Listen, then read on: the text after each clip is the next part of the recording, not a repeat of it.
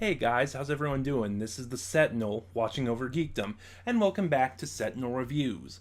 We're finally starting our look at the Jamie Trilogy, beginning with City of Spires, which was released in April of 2010, was written by Simon Bovey, and directed by Nicholas Briggs. City of Spires stars Colin Baker as the Doctor and Fraser Hines as Jamie McCrimmon. Also featured in the cast are James Albrecht, John Banks, Richard Earle, Russell Floyd, Sam Graham, Georgia Moffat, and Charlie Ross. As always, I will be talking spoilers. I will try to relegate them to the end of the video, but if you have not heard City of Spires, this is your only warning. And having listened to the entire Jamie trilogy, City of Spires is the weakest story in the set. It's not bad. There's a few underwhelming moments, but it's not bad. It's just overall it's average. And I think on the whole, reviewing something that's just average is much harder than reviewing something that's good or bad, because with something that's good or bad, you can talk about what sticks out about it being good or bad, but with something being average, there's nothing that really sticks out. So, yeah, this one kind of difficult to talk about because there's nothing really all that memorable about it. Also, I recorded a review for this, and when I went to edit it, I found the mic wasn't on. That defeated me for a little bit. So this is take 2. But even though this story is mostly average, is there anything good about it? Yeah. Well, let me go into the plot first, as I always do. The Doctor finds himself in Scotland, and he thinks it's during the time of the clearances. Basically, and I should have done more research, but basically, the English crown wanted Scottish land and forced the residents of Scotland off the land, and the Scots fought back. Again, I should have looked more into that, but then, as the Doctor goes through, things start to not add up. And while he's investigating, he comes across one of the clan leaders, known as Black Donald, and he learns that it is an older version of Jamie McCrimmon. Now, for those of you who are new to Doctor Who or are unaware, Jamie was a companion to the second Doctor, Patrick Troughton. And as far as I recall, this is Colin and Patrick's first time working together since the two Doctors. Basically what happened in the War Games, the second Doctor's final story, is the Time Lords captured the Doctor. And as part of his punishment, his companions were sent back to their times and had all their memories erased, save for their first adventure with the Doctor. So, Jamie was recruited in a story called The Highlanders, and at the end of the War Games, he was sent back to the end of the Highlanders, only he didn't keep traveling with the Doctor. But, the Doctor notices that even things there are odd. Like, for example, Jamie has not even any memory of the Highlanders, which the Doctor finds worrying because he should have at least remembered that. And as they're going through this adventure, they learn that a mysterious... I don't know what to call him, so I'll just call him a tyrant. A mysterious tyrant called the Overlord is invading Scotland and drilling for oil. Centuries before that should have happened. So, and I'll talk more about the plot as we move on in this review, but first of all, the good thing. Colin Baker and Fraser Hines have great chemistry together. Their dynamic is very different from Patrick Troughton and Fraser Hines, and I think it works that Jamie doesn't remember the Doctor, because, Jamie not remembering who he was in the past or who the Doctor was, it allows him to build a fresh, new dynamic with this new Doctor that he's met once before. It's a time travel show. It's weird. With this doctor that he's never met before. And they do build a great dynamic together. It's very different from the Sixth Doctor and any of his companions, and it's different from Jamie's relation with the Second Doctor. And really, that dynamic, that chemistry, is the star of this story. It's one of the best things about this story. Everything else varies from okay to good. The side characters are all great. The main villain of the piece is an English commander named Major Haywood, who's working for the Overlord. And that actor, he hits the right notes, you know? He's over the top, but never to the point where you can't take him seriously. There's still enough threat and menace to him. And although his presence in the story until the last act gets a little repetitive, you know? Doctor and Jamie encounter him. Haywood captures them.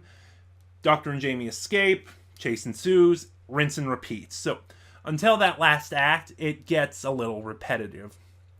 Georgia Moffat, as I said, is in this. For those of you who are unfamiliar, Georgia Moffat is the daughter of Peter Davison, the actor who played the Fifth Doctor, and she is David Tennant's wife. April of 2010. So this was after The Doctor's Daughter. I think. Yeah. 2010 was Matt Smith, I think. Tangents! But yeah, she plays a woman who has been captured by the Overlord, and her husband is being blackmailed. And her husband is being forced to build these mining machines and this equipment from the future that shouldn't exist yet. Which, fun note, Georgia Moffat's character's husband is played by Richard Earle, who plays Dr. Watson in Big Finish's Sherlock Holmes audios.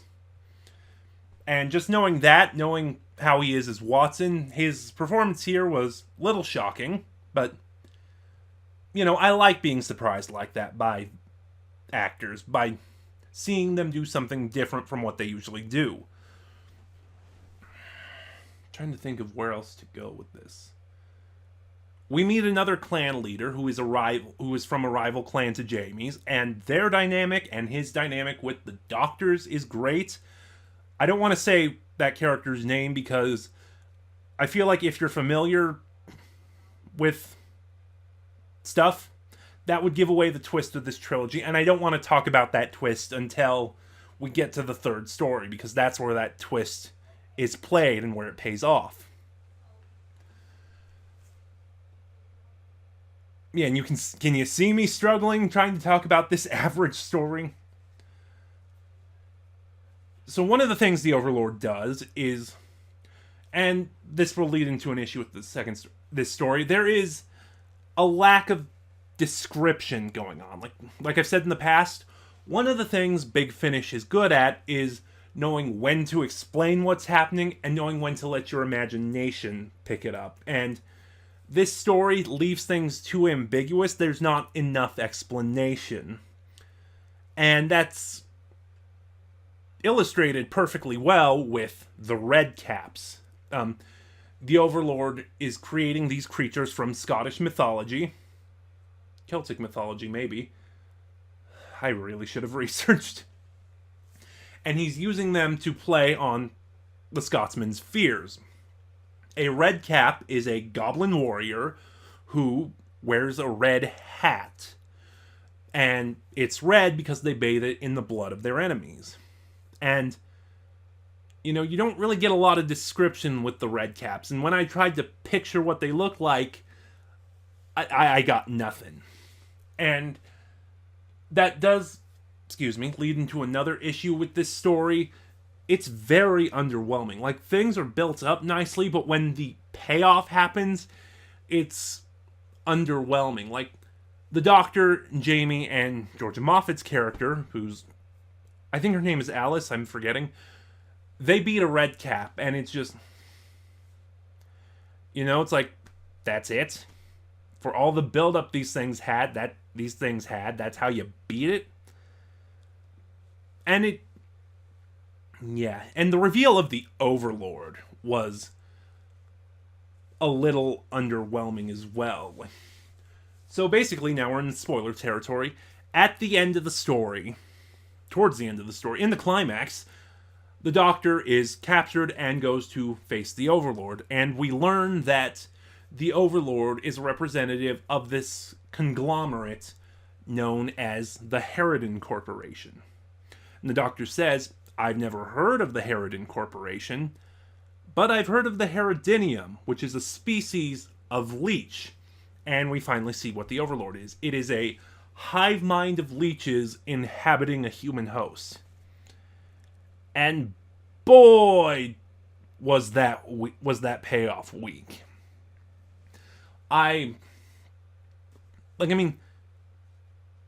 if it was a giant alien leech, I think that would have been a little cooler than what we got. It just, like I said, it wasn't bad, it was just weak. One of the other issues I had with this story, I have in hindsight, having listened to the trilogy on the whole. Like I've said, centuries before it should have happened, the Overlord is mining for oil in Scotland. And when we get to the last story in this trilogy, and we learn why they were mining for oil, it's kind of just like, really? This is how you decided to go along with this? But, yeah. Is there anything really else I want to say? Anything else that stands out? No, I guess not. Overall, City of Spires is not a bad story. It really isn't. It just, like I said, it's very middling. It has some issues, but a lot of that is made up for with the chemistry between our two leads, Colin Baker and Fraser Hines. So I'm going to give it a modest but respectable 6 out of 10. And that was only the first story in the Jamie trilogy. Join me again when, just like old times, the Doctor will promise to take Jamie one place and end up taking him somewhere else entirely. They'll meet a familiar face, one that raises a lot of questions, and they'll trade one tragedy for another, as the Doctor and Jamie try to survive the wreck of the Titan. Do you like what you saw? What were your thoughts on City of Spires? Drop a conversation in the comments below. Remember to like, comment, subscribe. Click the little bell next to subscribe to get notifications when I upload. In the description box below, you can find the link to my Twitter, where you can follow me and get updates on the channel. And this is Sir Jedi Sentinel. I'll see you guys. No, it's not. Oi. This is the Sentinel. I'll see you guys next time.